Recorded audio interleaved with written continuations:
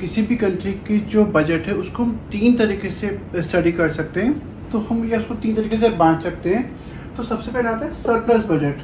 भाई गवर्नमेंट है, गवर्नमेंट के पास पैसा आ भी रहा है और गवर्नमेंट पैसा खर्च भी कर रही है।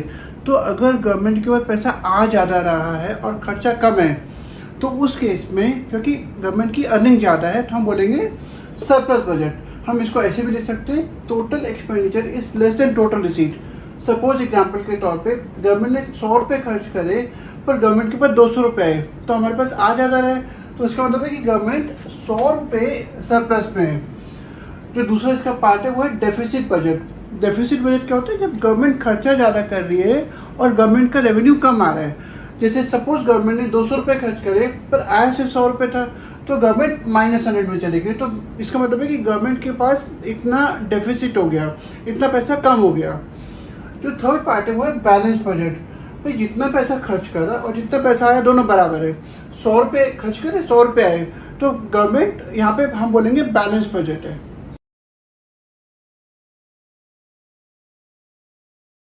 अब हमारे सिलेबस में जो मेन है वो है बजटरी डेफिसिट। हमें डेफिसिट हम डेफिसिट पढ़ेंगे।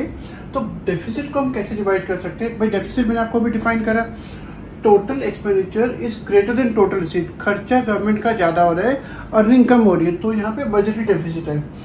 बजटरी डेफिसिट 3 टाइप का होता है। पहला डेफिसिट है रेवेन्यू डेफिसिट, दूसरा है फिस्कल डेफिसिट, तीसरा है प्राइमरी डेफिसिट। बच्चों जो सबसे पहला है वो है रेवेन्यू डेफिसिट। भाई रेवेन्यू डेफिसिट अभी हमने पढ़ा, it is the excess of revenue expenditure over revenue receipt.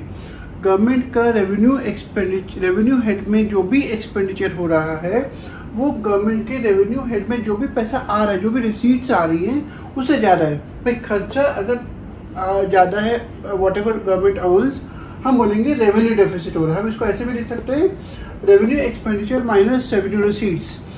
भाई इसकी मेन इम्प्लीकेशंस क्या है? It shows the inability of the government to manage its finances. जो गवर्नमेंट है वो अपने रोज़मर्रा के फाइनेंसेस को भी प्रॉपरली मैनेज नहीं कर पा रही है, मतलब it is not capable enough. कहीं ना कहीं गवर्नमेंट को प्रॉब्लम्स हो रही है अपने फाइनेंसेस को मैनेज करने में। दूसरा मीन्स गवर्नमेंट इज सेविंग। भाई जब खर्चा ज़्यादा कर रही है गवर्नमेंट, तो इसका मतलब है कि गवर्नमेंट अपनी सेविंग्स डिससेविंग में जा रही है, क्योंकि उसका खर्चा उसकी अर्निंग से ज़्यादा हो रहा है। और जब ऐसा होता है कि जब खर्चा अर्निंग से ज़्यादा हो रहा होता है तो गवर्नमेंट के पास कोई ऑप्शन नहीं होता बट टू बोरो। गवर्नमेंट को लोन लेना पड़ता है, और अगर गवर्नमेंट लोन लेती है तो गवर्नमेंट का प्रिंसिपल पेमेंट और इंटरेस्ट पेमेंट बढ़ता चले जाता है। अगर गवर्नमेंट ने टाइम पर स्टेप नहीं उठाए अपने डेफिसिट को कंट्रोल करने के लिए, वो लगातार लोन लेकर अपने डेफिसिट को फाइनेंस कर रही है, तो उसका जो पेमेंट ऑफ प्रिंसिपल है और इंटरेस्ट है वो पाइल अप होता जाएगा, वो बढ़ता जाएगा। और एक ऐसा पॉइंट आ सकता है कि जब गवर्नमेंट बहुत बुरी तरह से डेट ट्रैप में फंस सकती है। गवर्नमेंट के लिए एक तरह से वार्निंग सिग्नल का काम करता है। यहाँ पर अगर डेफिसिट बहुत ज़्यादा बढ़ जाता है तो गवर्नमेंट के लिए वार्निंग सिग्नल का काम करता है कि गवर्नमेंट को एकदम से स्टेप्स उठाने चाहिए, या तो अपने खर्चे को कम करे या अपने रेवेन्यू को बढ़ाए। तो इस तरीके से वो जो भी माइनस में जा रही है उसको पूरा कर सकती है। ओके बच्चों, जो अगला डेफिसिट है वो है फिस्कल डेफिसिट। भाई अगर हम फिस्कल डेफिसिट को इसके फॉर्मूला से डिफाइन करेंगे तो कैसे कर सकते हैं? It is the excess of total budgeted expenditure over total budgeted receipts excluding borrowings. तो ये इसका डेफिनेशन भी बन जाती है और इसका पहला फॉर्मूला भी, टोटल बजटेड एक्सपेंडिचर, गवर्नमेंट जो भी पैसा खर्च कर रही है माइनस टोटल बजटेड रिसीट्स, जो भी पैसा गवर्नमेंट के पास आ रहा है बोरोइंग्स को हटाकर। जब हम इनको कैलकुलेट करेंगे हमारे पास फिस्कल डेफिसिट आएगा। इसका मतलब क्या होगा? अगर आप ध्यान से देखेंगे तो इस फॉर्मूला को हम ऐसे भी लिख सकते हैं, टोटल बजटेड एक्सपेंडिचर। भाई एक्सपेंडिचर के 2 पार्ट थे, एक था रेवेन्यू एक्सपेंडिचर, एक था कैपिटल एक्सपेंडिचर।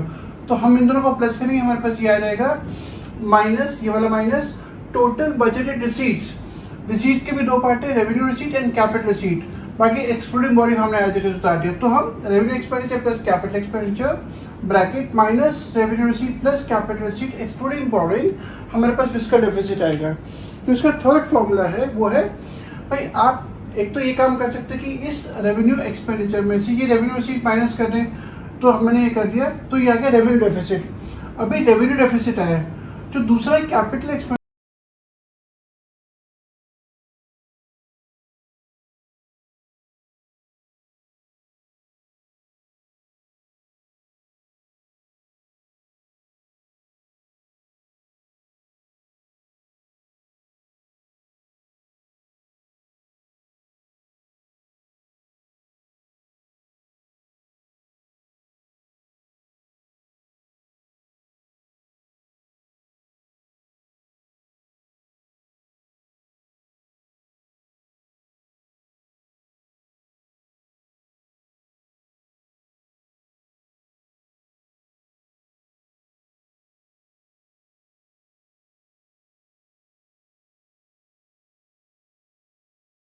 आती।